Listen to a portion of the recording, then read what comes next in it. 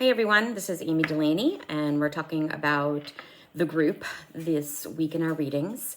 And I was really struck by the group dynamics that existed and then emerged and then changed throughout the group's successes and failures, and how it's really important to have good group dynamics when you want to get a group together and to actually keep it going. I actually was not surprised that the group fell apart the way that it did, because from the readings you could see that it went too far into one specific area of Stanislavski's work, especially in the second reading that we did, where Stella Adler came back and had talked with Stanislavski, had worked with Stanislavski, and came back to Strasbourg and was like, hey, we have to change this up a little bit. This is not the direction that Stanislavski is going anymore. And I really feel like this is where he is. This makes sense to me. We should really try this out. And it was just completely shot down. And working in group dynamics for as long as I have, being an occupational therapist, I could see the tensions and the dissatisfaction growing within the group. And I feel like it's so important as educators, especially in youth theater, middle school, high school, even in college, that it's our responsibility to really help facilitate a cohesive group.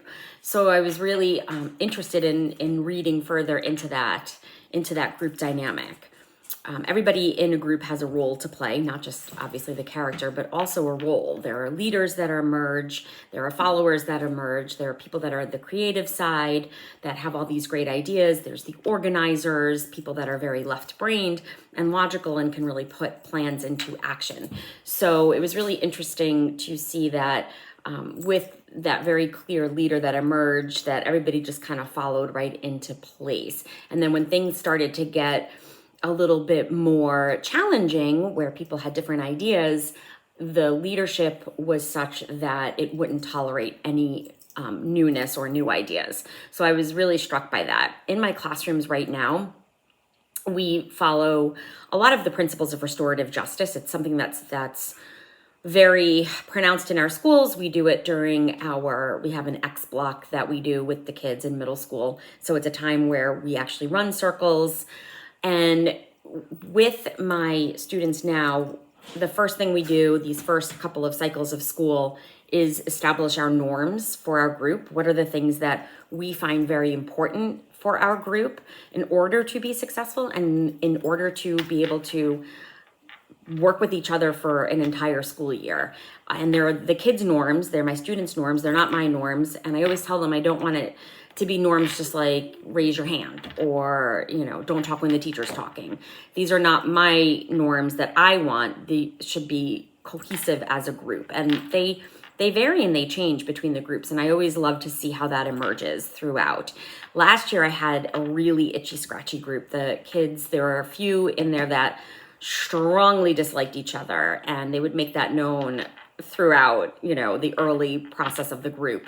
So we did a couple of restorative justice circles with a talking piece with, in the circle where you could air kind of what was happening and really working through that and trying to find similarities rather than where we differ.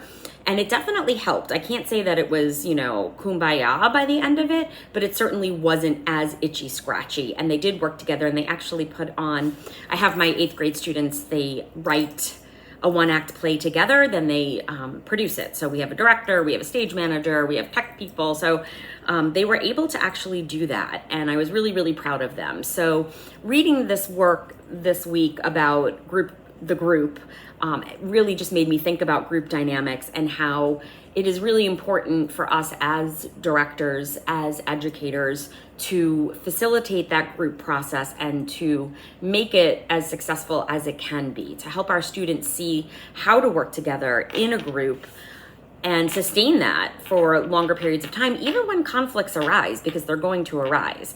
And we see that on a larger scale when we put on a show as well, that, we're one big happy family, la, la, la, and then all of a sudden things start to happen, and that has the propensity to fall apart. So I found this week's readings very interesting, and I would love to know what it would be like today if they would have had better group dynamics and the group was still around, and how that would have furthered our work as actors in the acting world.